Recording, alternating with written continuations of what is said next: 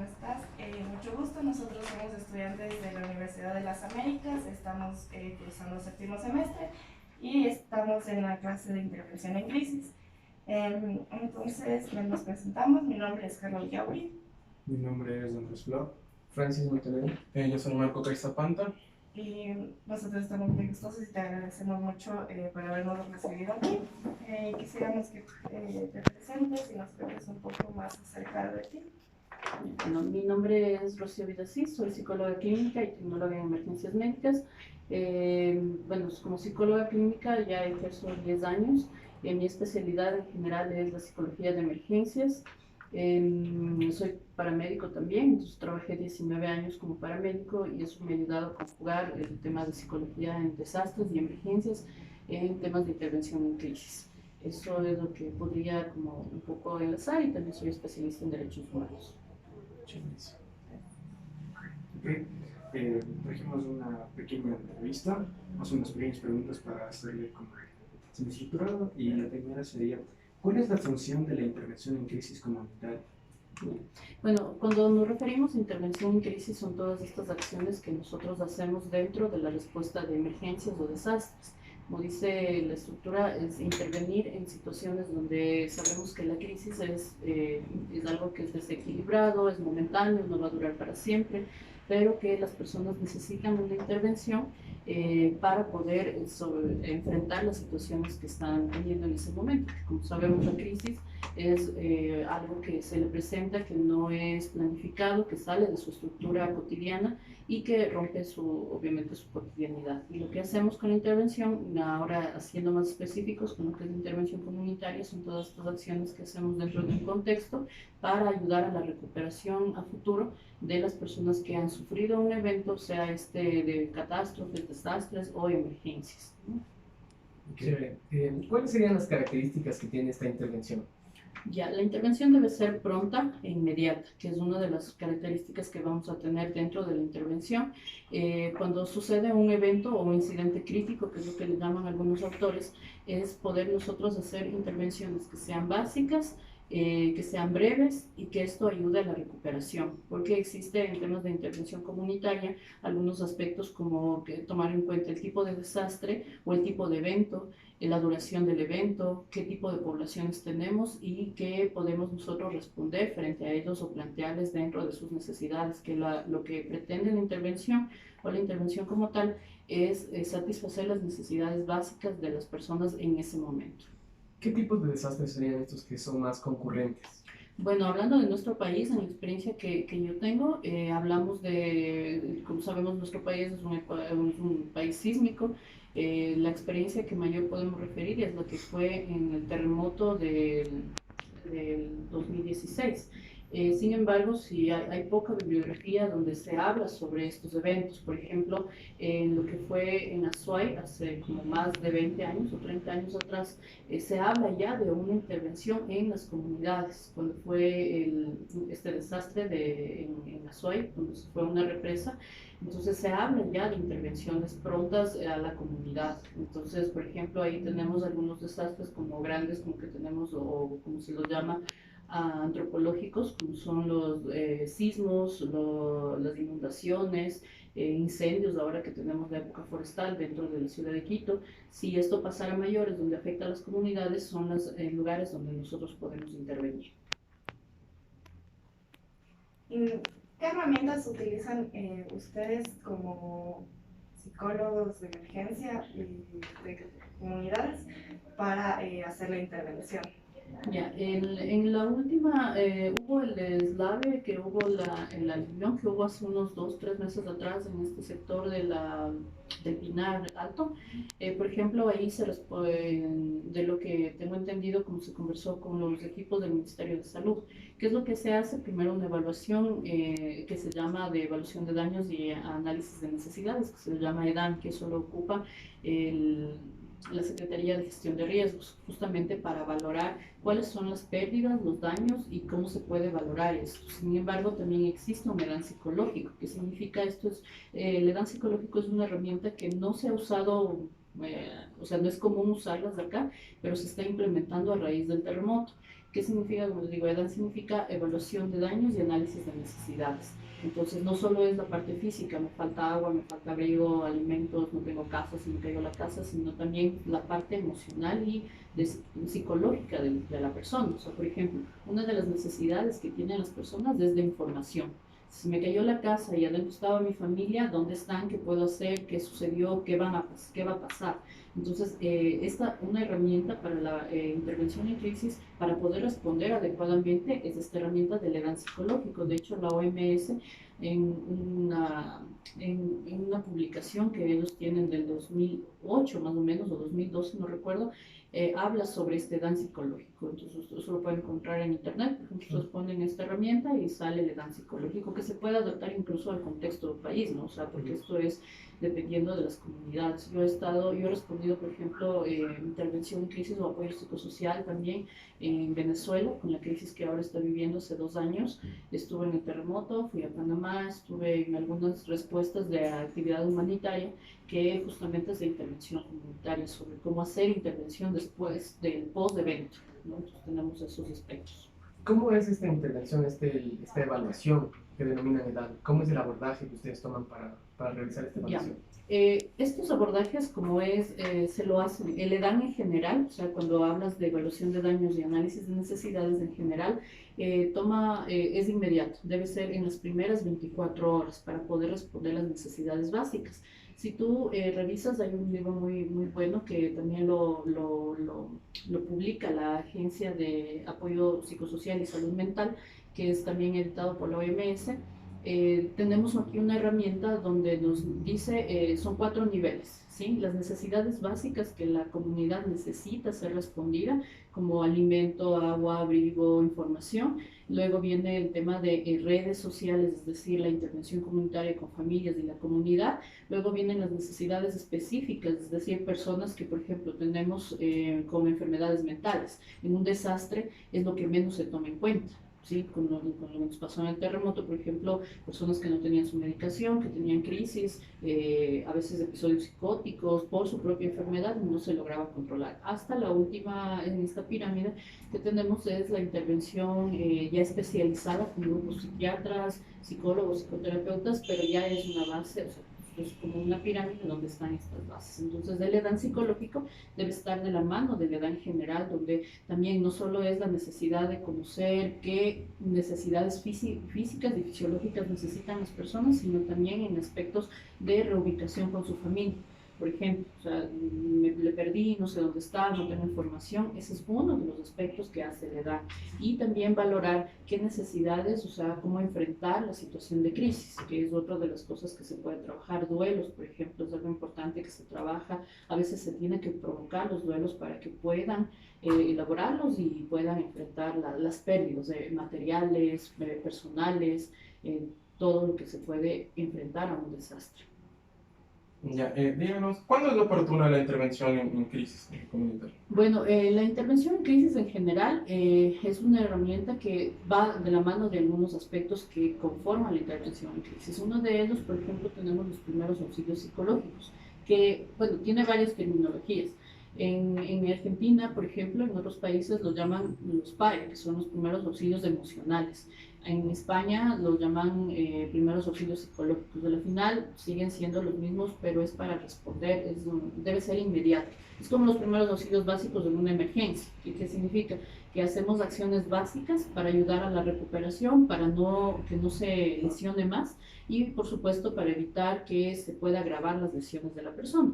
En la parte psicológica o emocional, los primeros auxilios psicológicos sirven justamente para esto, para estabilizar y ayudar a la persona a que las repercusiones psicológicas que podemos tener, por ejemplo, un estrés postraumático luego de haber sufrido un accidente de tránsito, un asalto, una violencia, sean menores frente a eso. Por ejemplo, una de las bibliografías que habla sobre estos aspectos es de Francisco Duque, que es un psicólogo español que habla sobre, él tiene mucha experiencia sobre el tema de manejo del trauma. Entonces, en el 11M, que ellos trataron hace unos años atrás, habla sobre este tipo de intervención comunitaria, cómo atender a las poblaciones en ese momento, ¿no? Entonces, lo más oportuno es hacerlo de forma inmediata, o sea, en el lugar, in situ. Hay formas de intervención in situ para poder responder a esta intervención. Ahora, hay otro tipo de intervención que va más adelante, que es el apoyo psicosocial.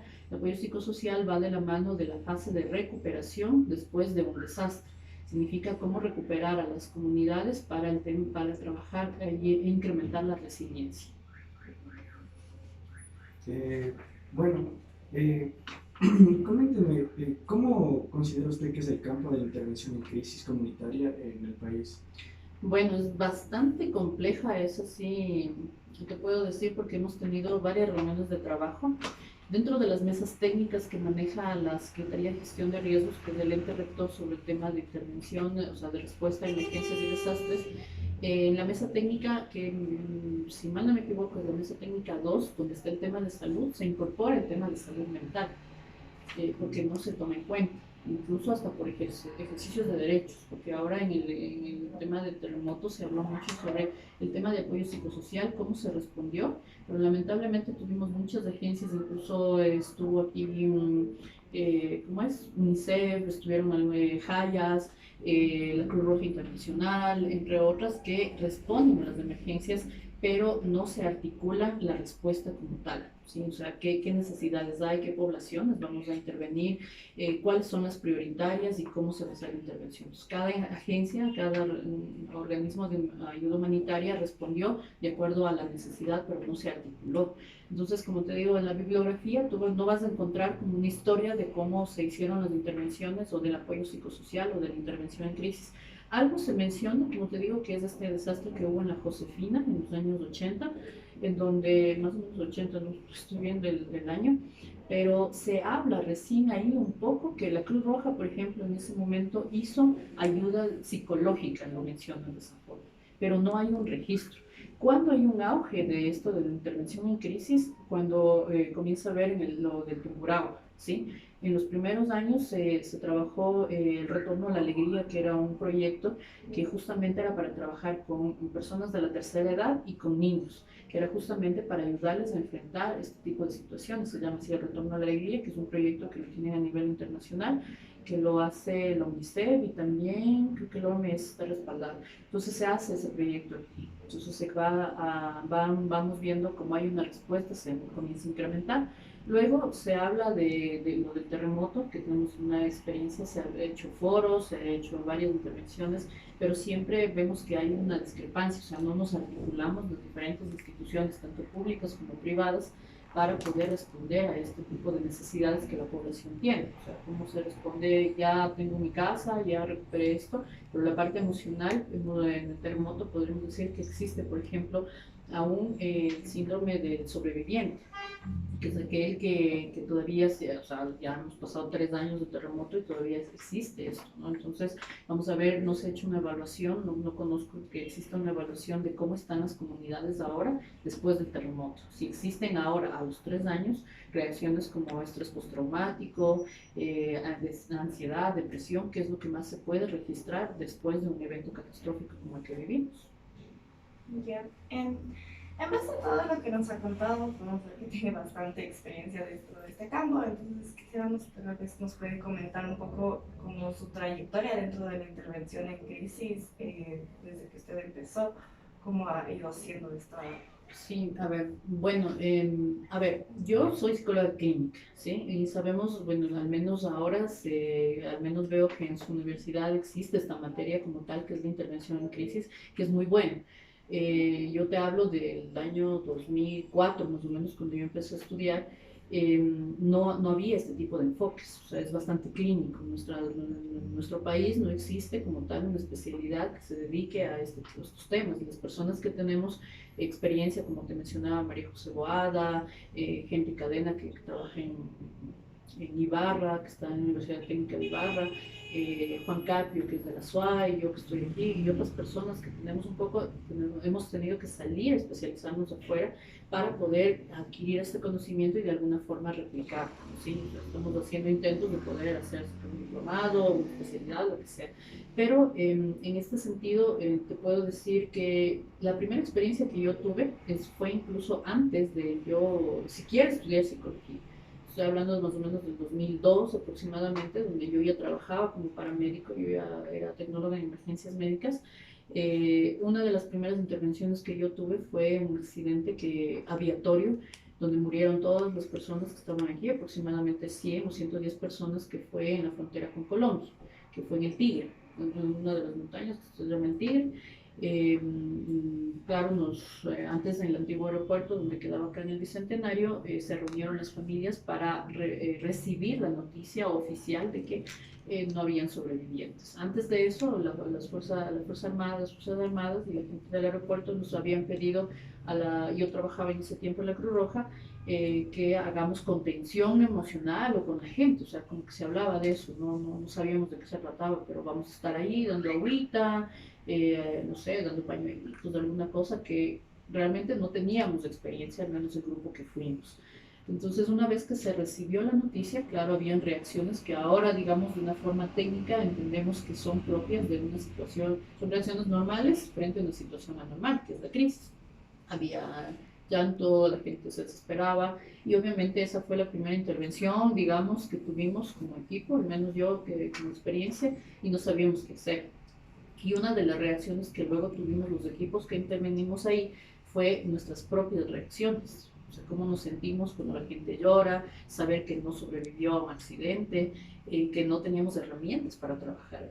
Entonces, una vez que hemos visto todas estas experiencias, yo a medida que fui estudiando, fui combinando el tema de emergencias, de psicología un poco, y eso me ha dado un plus para poder entender un poco más a los equipos, porque hay algo que no se ha topado y que también es un poco difícil, que es el autocuidado de la salud mental del personal que interviene en las emergencias, ¿sí? Nosotros tuvimos también una experiencia un poco fuerte, equipos de psicólogos que fueron al terremoto en el 2016, regresaron a los 2 días. No digo que todos, pero sí muchos equipos no podían enfrentar esto porque no es la misma práctica clínica que tenemos en un consultorio, en una comunidad, etcétera. Es bastante fuerte. Entonces, si estas reacciones las tenemos los psicólogos que estamos formados, que tenemos como estas herramientas para poder prepararnos, imagínense los equipos de bomberos, de paramédicos, de Cruz Roja, de secretaría, etcétera, que tienen que enfrentar a sacar muertos, etcétera, etcétera. Entonces, esa es una de las experiencias un poco que yo he tenido, o sea, te hablo como de 2001, 2002, cuando yo trabajaba antes de formarme como paramédico, y claro, cada vez que uno hace una atención realmente se enfrenta a situaciones que siempre vamos a reaccionar, o sea, los nervios, qué voy a decir, qué voy a hacer, qué preparar, porque cada persona y justo un grupo, una comunidad son bastante diferentes, entonces hay que prepararse justamente para poder manejar grupos, que son estar en la calle, estar en una comunidad es totalmente distinto a estar en un espacio como el que estamos ahora, ¿sí? Súper distinto. Bien, gracias por compartirnos esta experiencia primero. ¿Y qué crees tú que jamás se debería hacer en este tipo de intervenciones?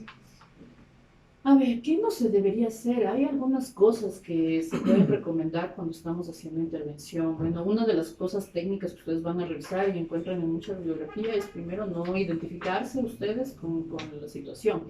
Eso más bien nos llama a nosotros a pensar cómo estamos emocionalmente y cómo respondemos. Es decir, todos tenemos problemas, todos tenemos situaciones que nos pasan en la vida y que de pronto nos encontramos, y eso está en la práctica clínica, nos encontramos con algo que es un espejo para nosotros. Entonces debemos prepararnos. Una de las cosas que debemos tener en cuenta es la preparación antes de. Lo que no debemos hacer, por supuesto, es de pronto no generar la empatía. Por ejemplo, a veces no tratamos con empatía a las personas y eso rompe en general el tema de establecer el contacto o el rapport, como lo llamamos nosotros, con las personas, ¿no? Entonces, ¿qué no podemos hacer también? Es tratar de obligarles a las personas a que tengan una intervención. A veces decimos, es que esto le va a ayudar y ven y nos sentamos en un grupo y a veces queremos que participen y las personas a veces no quieren, ¿sí?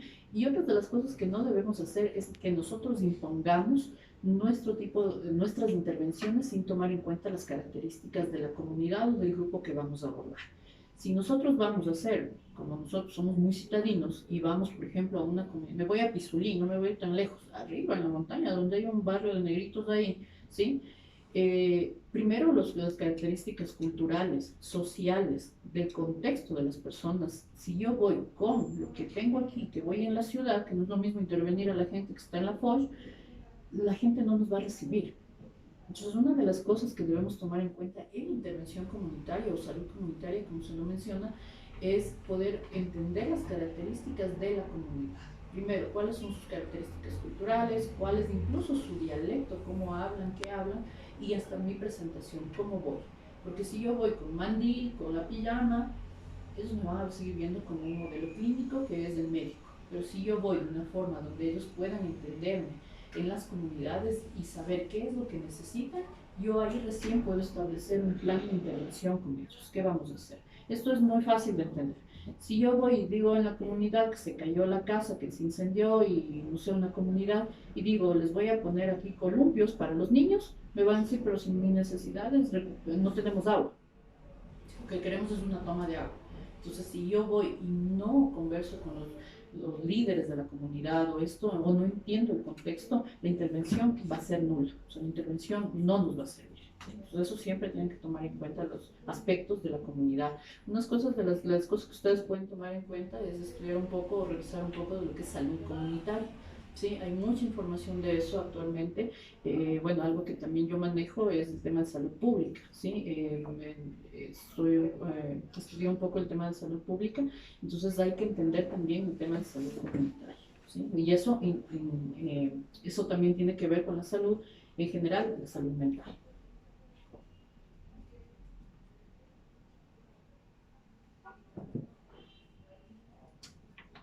Bueno, ¿podría comentarnos también cuándo fue la última vez que tuvo que realizar una intervención de este tipo?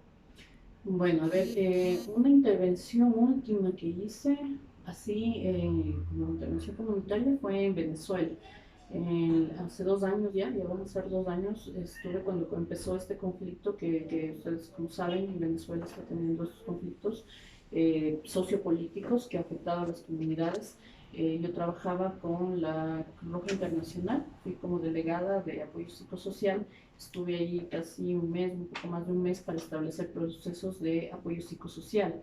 Entonces se visitaron las comunidades, algunas como Barinas, Valencia, Caracas, eh, algunas comunidades que fueron afectadas por el tema del conflicto, bueno, no conflicto, sino las crisis sociopolítica que está viviendo ese país. Entonces se visitó a las comunidades para poder establecer recuperación. Se trabajó mucho con un proyecto que se llama el SPAC, que es salud comunitaria, y dentro de salud comunitaria está el tema de apoyo psicosocial y primeros auxilios psicológicos, cómo intervenir con esas comunidades. Hicimos intervención con los voluntarios de estas comunidades, como restablecer el tema emocional, el equilibrio, cómo enfrentar las situaciones o reacciones frente a la violencia que ellos estaban teniendo, las reacciones políticas, los presos políticos, que eso también produce un impacto. Entonces hay que ver también algo que me olvidaba, que ustedes me habían preguntado hace un momento, era el tema de los desastres. Pero también hay que entender que las reacciones o el tema de crisis no solamente se produce por el tema de desastres, sino por situaciones de violencia, como la guerra, conflictos armados, problemas sociopolíticos, que el impacto de estas situaciones en la psiquis de las personas es distinto. No es lo mismo el impacto por desastres que por violencia provocada por el hombre. Hay mucha bibliografía que se ha estudiado sobre que el impacto que produce las violencias, como las guerras, los conflictos armados, etcétera, produce más impacto emocional en las personas que los mismos desastres. ¿Sí? Es mucho más marcado porque se entiende que en un desastre es producto, entre comillas, de la naturaleza, esto, como la comunidad lo dice, no, Diosito lo quiso así, hay que aceptar, esto pasa. Pero la violencia provocada por el ser humano es algo que impacta a las personas y tiene mayores repercusiones psicológicas. Mucha bibliografía que ustedes pueden encontrar es, por ejemplo, en el tema de Yemen, Siria, todas estas comunidades de Medio Oriente, donde ellos trabajan el tema de trauma y sobre todo en niños. Hay mucha información sobre eso que actualmente se trabaja. Ustedes pueden revisar el Centro de Referencia de Apoyo Psicosocial de la Federación de la Cruz Roja, que queda en Dinamarca. Ellos tienen mucha intervención, claro, la información está en inglés, pero si ustedes lo manejan es muy fácil de entenderla. Estuve también allá en esta capacitación en Dinamarca justamente para mirar cuáles son los contextos que se pueden adaptar. Hay una guía de eso, que es para todos, está en 5 idiomas. Así que eso se puede adaptar al contexto país nuestro, porque como les decía, lamentablemente no se articulan ciertas situaciones, así que es más difícil, pero se ha hecho actividades, se puede ir articulando incluso con la academia. ¿Y cómo se trabaja con estas diferencias socioculturales? En el caso de Venezuela, donde se trabajó ahí en la crisis. Bueno, o sea, el tema de reacciones emocionales, psicológicas van a ser similares a todos. Ahora, ¿cuáles son los aspectos culturales, sociales que debemos tomar en cuenta? Como les decía hace un momento, es poder establecer cuáles son las necesidades que tiene. O sea, en el aspecto cultural, qué tipo de poblaciones tenemos, cuál es el contacto. Por ejemplo, hay poblaciones que son muy religiosas, o sea, que dependen mucho del tema religioso, entonces debemos trabajar con los líderes comunitarios religiosos, porque sabemos que ellos le conocen a toditos los de la comunidad o del barrio y saben qué necesitan. Si, por ejemplo, trabajamos en Caracas, Caracas es la ciudad, es como decir aquí en Quito, entonces es mucho más metropolitana, muy diferente. Entonces, ¿qué necesidades tenemos acá? ¿Cómo podemos trabajar? Entonces, al articular, claro, para las personas que vamos de otros países a hacer o este tipo de intervenciones es poder entender el contexto de las personas. Ahora también hay que entender que nosotros en nuestro país tenemos varias situaciones que nos están, digamos, poniendo a prueba en todo sentido. Tenemos el tema de movilidad humana, ¿sí? Cómo nos impacta eso en nosotros y cómo estamos manejando, porque incluso desde el dialecto, cómo se habla, la jerga, hasta las costumbres, la comida, cómo la gente que está viniendo tiene que adaptarse a este medio, que aparte tenemos que hablar del tema de derechos como tal, de discriminación, de homofobia, etcétera, un montón de cosas que está impactando tanto a nuestra población como a la población que está de paso o que se queda en nuestro país, ¿no? Ahora, cuéntanos un poquito, ¿cuáles han sido las dificultades que usted ha encontrado para realizar la intervención en crisis comunitaria aquí en nuestro país? Bueno, eso sí, las dificultades es el tema de la organización y la articulación con las diferentes entidades que manejan estos temas. Como les decía, en la mesa técnica 2, que es la de salud, se incluye el tema de salud mental, pero varias instituciones tienen la respuesta a esto. O sea, por ejemplo, Cruz Roja maneja apoyo psicosocial, es como líder sobre esto en temas de desastres. Tenemos otras organizaciones internacionales o privadas como son Hayas. Tenemos, me parece, bueno, en lo público tenemos el Ministerio de Salud, que tiene un equipo de psicólogos que también salen, las universidades como la Salesiana también salieron en el tema del terremoto, pero es articularnos, es decir, todos deberíamos hablar un mismo idioma, a dónde nos dirigimos y qué poblaciones vamos a atender. Porque ahí, por ejemplo, Hayas se dedicaba al tema de niños, la Cruz Roja se dedica a adultos. Entonces, si no nos articulamos, esa es la dificultad que tenemos. Es decir, que podamos hablar el mismo idioma, independientemente de la institución que sea, es el poder responder. Ahora, lo que nos pueden apoyar mucho y lo que hemos, no sé si como dificultad, pero es la parte de la academia, ¿sí? O sea, adoptar desde la academia que algo que nos valide, porque hay mucha información que podría estudiarse, que puede seguirse, se pueden sacar temas científicos sobre eso, ¿sí? O sea, hay varios lugares donde se hacen publicaciones que el país ha hecho que son sumamente aislados. Cuadernos de Crisis, que es una revista, me parece, española, lo estamos escribiendo algunos compañeros, pero no es como entonces cosas que necesitamos, pero es como un inicio. Necesitamos como a través de la academia poder mirar esto, ¿no? ¿Y cómo cree usted que podríamos como optimizar este proceso de articulación entre todas las instituciones o en sí en el país para que sea más óptima la intervención en crisis? Yo pensaría que bueno, el ente rector siempre va a ser el Estado. O sea, el Estado es el que tiene el tema de salud como tal, y dentro de eso es el garantista del tema de salud y debe articular desde el Estado, ¿sí? A las diferentes instituciones. Sí se ha hecho algunas cosas, sin embargo no es como puntual, o sea, lo que seguimos como un protocolo. En la última publicación de la Secretaría de Gestión de Riesgos, que es el manual de intervención como tal para responder a emergencias y desastres, no está contemplado el tema ni de derechos humanos en temas de desastres, ni el tema de intervención en crisis, o sea, como salud mental o apoyo psicosocial, que también se da a mí, no está contemplado eso. Sin embargo, hay uno de los manuales que existe, que es una referencia mundial, que es el Manual Esfera, que volvió a publicarse el año pasado, desde 2018. Hay un acápite sobre el tema de salud mental, y que aquí te dan las pautas. La intención es que podamos nosotros adaptar a nuestro país, porque no será lo mismo una intervención en Perú, en Guatemala, en Ecuador, en otra parte del mundo. Pero esta es el IAS, como se le denomina así, esta guía, es la guía de interagencias en apoyo psicosocial y salud mental, que es el manual que nosotros debemos seguir. Esta última solamente tiene hasta el 2012, no ha habido una actualización, pero es lo que está vigente. Es mandatorio.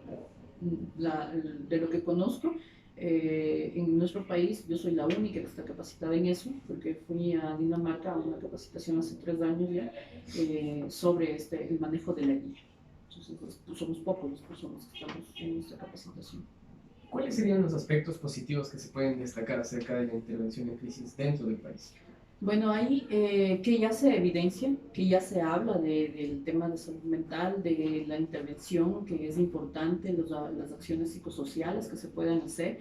En Colombia es uno de los referentes que tenemos más grande, que ha hecho muchas acciones. Sin embargo, un artículo que fue publicado ya hace unos 2 años atrás hace una crítica mismo sobre cómo realmente utilizamos esto de lo psicosocial, qué resultados tenemos y si es efectivo. Eso nos invita a nosotros a pensar que si bien estamos ya hablando del tema y que ya existen, ya sea desde la parte pública, privada o desde la academia, estamos hablando de intervención en crisis, podamos mirar a futuro, no muy lejano, si estas acciones que nosotros hacemos tienen un impacto positivo en las personas, si estamos evitando que existan enfermedades mentales como trastornos de personalidad, ansiedad, depresión del ánimo y todo lo demás que compete después de un desastre, por ejemplo, o de un impacto. En nuestro país no hay temas mucho de violencia como tal, digamos, conflictos internos, pero sí tenemos el tema de desastres, cómo los enfrentamos, cómo estamos haciendo que la gente tenga una resiliencia, que sí se está hablando, que sí se hace, que se está evidenciando. De hecho, que en la academia exista como tal una materia, una cátedra sobre intervención en crisis, ya nos dice mucho. Pero ahora el tema es también ocuparnos de la intervención en crisis en aspectos comunes, como las emergencias. O sea, nosotros aquí tenemos personas que van a las emergencias, pero atendemos el cuerpo, las lesiones, pero no atendemos también la parte emocional. ¿Qué repercusiones luego tiene esta persona si desemboca, por ejemplo, en temas de intentos de suicidio, depresiones, después de haber sufrido una emergencia, un desastre? No, bueno, no un desastre, sino una emergencia regular. Entonces, eso es positivo, que comencemos a hablar y que desde la academia también exista ya un enfoque sobre eso. Chévere, Rocío, muchísimas gracias. Queríamos agradecerte primeramente por la apertura. Has sabido saciar también nuestras dudas y esto nos va a ayudar bastante en nuestro conocimiento y nuestra instrucción acerca de la intervención en crisis dentro del país. ¿Alguien quiere aportar algo más? Darle las gracias. Lo que nos comenta creo que va a ser muy útil para nuestra formación. Una pregunta como por curiosidad. Así. ¿Cuál cree usted que sería como que el país mejor preparado para las crisis? Híjole, sí, me dejas pensando. Dentro del contexto latinoamericano, Colombia es uno de los países que más ha resaltado el tema de intervención psicosocial, intervención en crisis, es el que más bibliografía vas a tener, muchísimo. Pero, como te digo, hace poco nosotros habíamos analizado un artículo que Colombia mismo lo edita y menciona sobre esto de cuál es el impacto que están teniendo nuestras intervenciones. O sea, ¿cuánto sirve? O sea, está bien, a todos les llamamos psicosocial, a todos les llamamos intervención en crisis y que la intervención muy bien, sobre todo por el conflicto que ellos tienen en el tema de violencia. Muchísimo, se trabaja en fronteras, se trabaja con las personas desaparecidas, en temas de reparación psicosocial. Y nosotros recién estamos hablando de eso, o sea, te hablo desde el tema de derechos humanos, en sentencias que tenemos internamente, por ejemplo, cómo se hace la reparación en las personas, y eso es parte de la intervención, cómo haces la recuperación de las personas, primero como temas de ejercicio de derechos o sujetos de derechos, y la otra es la recuperación emocional. Obviamente, si alguien murió, no le voy a poder devolver al muerto a la persona familiar, pero cómo va a enfrentar esa situación en el ejercicio del derecho, porque dentro del tema de derechos humanos sobre cómo ejerces como tal el tema de salud es muy importante. Todo va de la mano. O sea, si yo no tengo salud, ¿cómo puedo vivir o cómo puedo estudiar? Todo tiene relación, o sea, son interdependientes. Entonces, había que ver, Colombia, puedo yo referir que es uno de los, cuando vinieron al terremoto, ellos trabajaron mucho en Pedernales, trabajé yo con ellos, trabajamos con algunas psicólogas, dentro del conflicto donde fue el año pasado, de las personas, los periodistas que fueron secuestrados y la familia de Katy y Oscar que fueron secuestrados, yo estuve en las intervenciones con ellos y trabajamos con la fiscalía tiene psicólogos que les preparan para recibir la noticia. Entonces yo tuve la oportunidad de trabajar con ellos en Pasto, haciendo el reconocimiento de cada, acompañar, no haciendo el reconocimiento, sino con el acompañamiento al tema del reconocimiento de cadáveres, con la familia de ellos, con el tema de los periodistas, cómo se los acompañó durante todo el proceso, pero Colombia tiene un equipo completo de psicólogos que trabajan ahí, se les prepara a las familias para poder recibir y luego hacer la contención. Entonces, con eso hicimos un trabajo fantástico, de hecho, nos reunimos, yo fui la única psicóloga que fue de aquí, con ellos estuvieron como 4 psicólogos, trabajamos con las familias, porque eran 2 familias y trabajamos con ellos. Entonces, yo me atrevería a decir que Colombia es un buen referente, muy buen referente, al menos en la región. Ah, y Chile. Chile, pero es otro mundo también, ellos tienen, no tuve la oportunidad de ir con ellos, postulé a un armamiento, pero era por las características de las comunidades. ¿Sí? Y Chile también es uno de los donde puedes tener mucha información. Tienen una formación como tal en la Academia de Intervención en Crisis que es muy, muy interesante. Entonces Chile y Colombia son como los referentes que más podemos sugerir. Ahora en la región también Ecuador nos tienen como un referente, justo por el tema del terremoto. A pesar de que están como intervenciones así como sueltas, en realidad nos tienen como un referente muy fuerte de intervención en crisis, de apoyos psicosociales, muy bueno. Entonces deberíamos seguir ganando ese espacio. Interesante, te agradecemos mucho por darnos la oportunidad de venir hasta acá, de verdad tienes un conocimiento increíble sobre el tema y te agradezco mucho habernos recibido. Muchas gracias a ustedes. Gracias.